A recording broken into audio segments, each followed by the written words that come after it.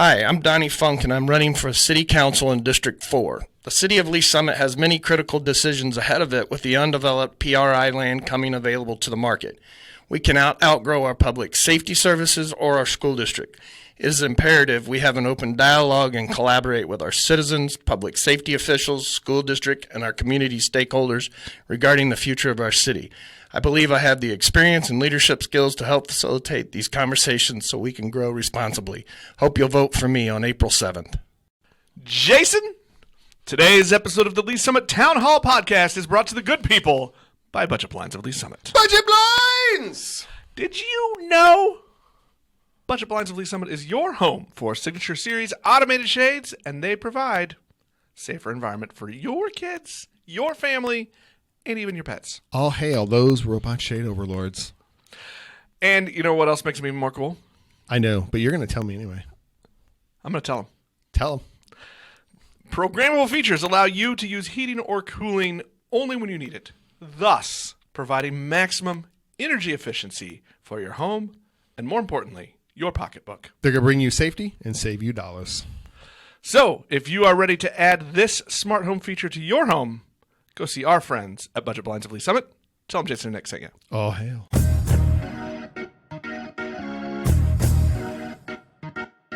Hello and welcome to this Friday conversation edition of the Lee Summit Town Hall Podcast. Today we're continuing our candidate interviews for the upcoming municipal election.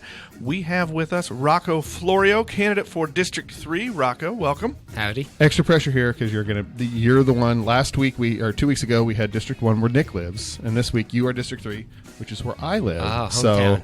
we're going to be extra hard on you, Sweet. or I will be as we go through this process. I promise. As a quick refresher, we this is not in order to do endorsements or anything. We do not do endorsements at Link to Lee Summit or the Town Hall Podcast. There is only one question in this entire thing where we will judge you. You'll know when we get there. Mm-hmm. And I think we're ready. You ready, Jason? We are. Let's get into this. Start with the hard one. Okay. Rocco, hard question. Deal. Why are you running? So I think it all started, we moved here 5 years ago, me, my wife, and my son. He's 6. We live up in Lakewood. We got the Muni Airport up there. I spent a lot of time outside and actually really enjoyed watching the old World War II biplanes do their formation stuff, and thought it was really cool living so close to an airport like that. And then they expanded the runway about 1,000 feet, I think. And I started worrying that we were going to turn into like O'Hare or Midway and have Southwest flying over our houses. So I started doing some research on who makes those decisions and the Aviation Commission, and got into looking at the Lee Summit website, City Council, and that's a wormhole as far as the... Oh, we live in that wormhole. Yeah, we I know. I've seen you on there, so yeah. The website's better now. I'll give him that much. It is better now. So I found it really interesting just how local government goes around here, people's involvement. And so that was my motive as far as just kind of getting involved here. The opportunity came when I finished my medical executive role at St. Luke's East Hospital, which was this January. So I thought I'd really enjoy the free time. I had a bunch of projects I was going to do, and that lasted like 2 weeks. And I started getting a little antsy. And the icing on the cake is when District 3 was unopposed. So I thought I'd run. Well, that is a good reason. Well, we always cheer for races to be opposed. So anytime Yes. there are multiple people, we happy. like that, and I think that gateway in through finding that one issue that starts you down that path is certainly a fair thing. Okay, so we're going to talk a little bit about a couple of subjects. The first one we're going to start off is economic development. Mm-hmm. In your answers on your questionnaire, and I'm going to do it again. You can find that at linktoleesummit.com. There you go. I know. It gives me all the feels. All when the you branding, plug though. my website. Well, you yelled at me the first time because true. I referred to it and then didn't say, refer to the questionnaire and didn't say where it was coming from. All right. But in that questionnaire, you had mentioned about preventing what you called over-incentivizing projects Sure. and taking into account what you said, and I'm going to quote you here, economic, social, and environmental impact on the community. So give me some more insight into what you mean by that. Like, what factors are you really thinking about? Maybe you should apply it to the airport development and how you think about that way. So what factors you're balancing and how you're coming to these, how you might come to these decisions that impact whether or not to allow or encourage incentives, financial incentives for development? So I'm pretty new to this game, and as far as what I've seen so far and what I've learned is incentives are a great way to support some of the local businesses that have been here already. They help with areas that have blight and they don't have the funding to kind of take care of it. So you can beautify a part of a city that needs it to kind of keep up real estate values and keep up just the decorum that you want in a certain area. You could also use incentives to lure new businesses in.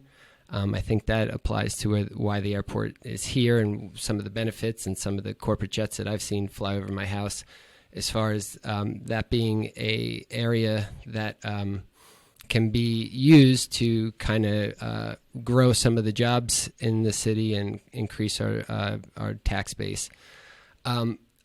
What I was meaning was that every decision we make needs to have the citizens at heart of it. You know, there needs to be value in the incentive, but it also needs to be based off of our values, and that the incentives we use are going to help some of these businesses out, but we have to have in mind that in the end it has to work best for the citizens and has to bear fruit over the long term, and not giving away the farm to some businesses that or some residencies, like the Methodist building going on down there, where the advantage is going to that private entity.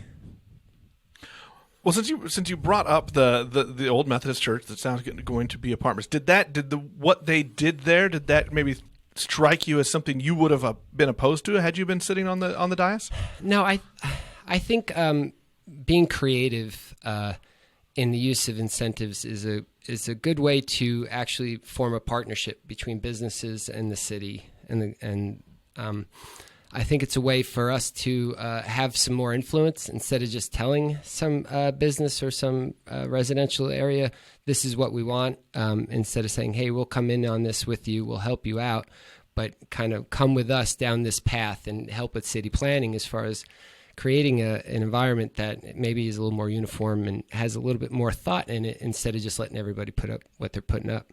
So I think it's useful. I think you had another person on this podcast call it a hammer, which I really like that. I think it is a tool. It's something that we could use. It just has to be used wisely. Have you ever wondered what factors go into creating your FICO score? If so, you're not alone. Score a Better Future is an exciting nationwide program created by FICO, the company which developed the FICO score used in over 90% of all credit granting decisions by lenders. In partnership with local nonprofit organizations, the next Score a Better Future financial community education event is coming to Kansas City. This free event will be held at the Bruce R. Watkins Cultural Heritage Center at 3700 Blue Parkway on March 19th from 6 to 8:30 p.m. Hear from FICO experts, gain access to your FICO score for free, and get one-on-one counseling from local nonprofit credit counselors. Dinner is also free, and Congressman Emmanuel Cleaver from the 5th District will be speaking. Don't miss out. Spots will go fast, so go to www.fico.com/SABF to reserve your spot today. It's time to score a better future for you and your family. Oh, I thought you were ready for a follow-up. No, good. We could move. I mean, you had that look. I'm sorry. Usually I have to wait for the hand motions. Well, we talked a little bit already where you mentioned the airport issue. That expansion thing was what kind of got you into, hey, I want to know what's going on with city government and how it works, and that made you dive in. So now as we look ahead to current issues, is there something, a current issue facing the community now that you really, if you're elected, you want to sink your teeth into? Is there something that maybe is really driving your decision to run for office?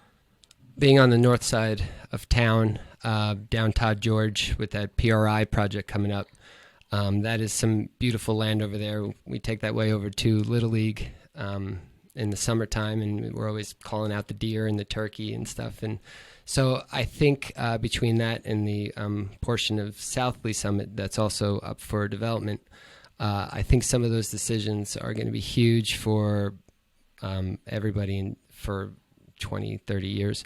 So I think we got to get it right now. I think it's important that those decisions kind of take in heart the economic benefit, but like I said earlier, environmental and just the overall quality of life for the citizens here in Lee Summit. Do you have a dream project? Is there something you'd love to see developed there? I'm just going to make you throw something out just for the fun of it. Yeah, it's green space, whatever it is, I'd love to see it with a lot of green and not, a big concrete thing. I spent 4 years in Queens, New York, and, kind of seeing that where the amount of dirt and grass is limited. It was one of the really nice things about living out here. So I would like whatever is in there to be something that's pretty green. All right.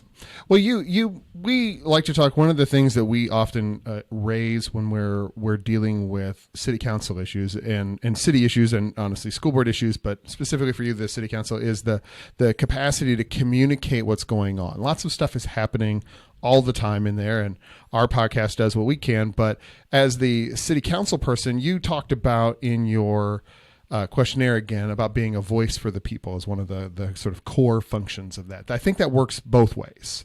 That you have to be a voice for the people to get there, but you also have to get that, you have to listen. So how do you plan to maybe change things up in terms of, as a council member, communicating with your constituents? We're starting a website. It's called roccoforleesummit.org. And look at that. He can plug too. That's a nice plug. I think it'll be a great way for people to kind of communicate with me unilaterally. I'd also like to have a monthly town hall where I can kind of express what's been going on in city council and what's been going around town, and kind of people who listen to your podcast to kind of get that kind of boiled down version of what's going on in the city. So I think some face-to-face that way is a good way to kind of hear people's concerns and then kind of express what our plan is going forward. Jason talked a little bit about the communication being a voice being both ways, that sometimes you also have to be a voice to the people. Is there a different way, or do you look at things differently as far as getting to them and how you can explain? Because you talked about giving boiled down boiled down versions.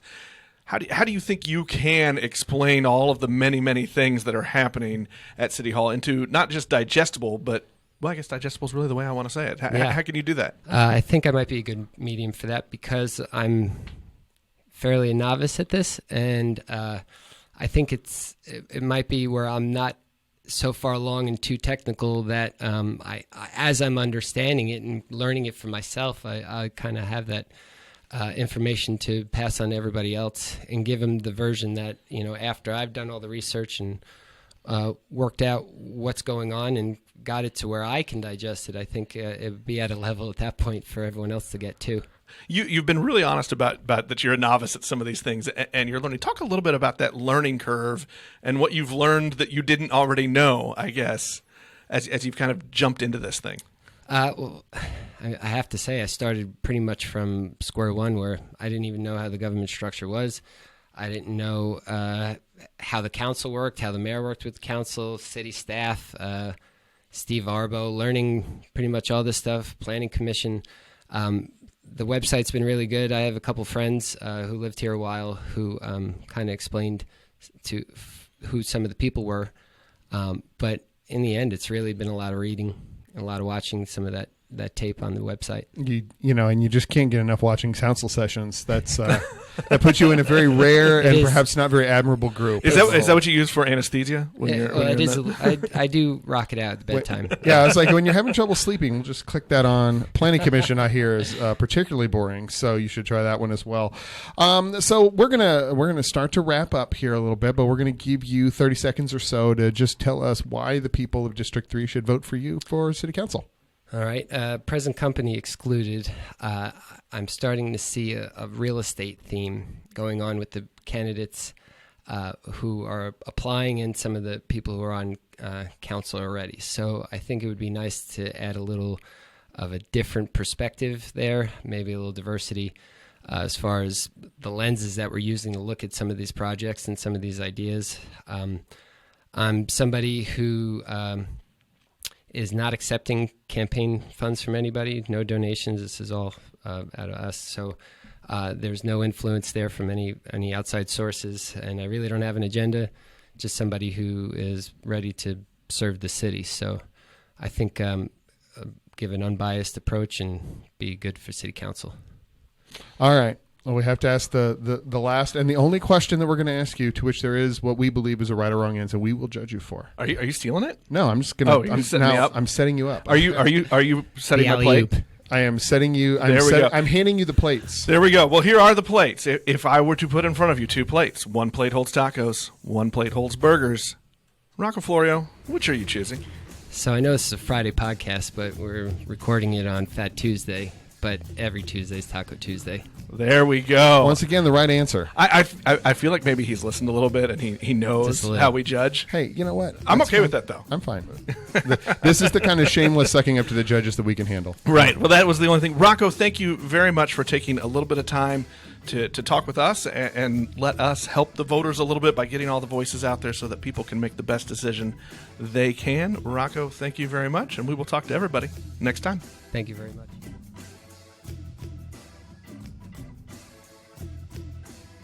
You have been listening to Lee Summit Town Hall, a Link to Lee Summit podcast with hosts Nick Parker and Jason Norberry. A proud member of the Fredcast Network, you can subscribe to this podcast on most of your favorite podcast apps and catch us every Monday, Wednesday, and Friday for all the news, analysis, and conversations on the Lee Summit community. Connect with us on Facebook at Link to Lee Summit or on Twitter at LS Town Hall.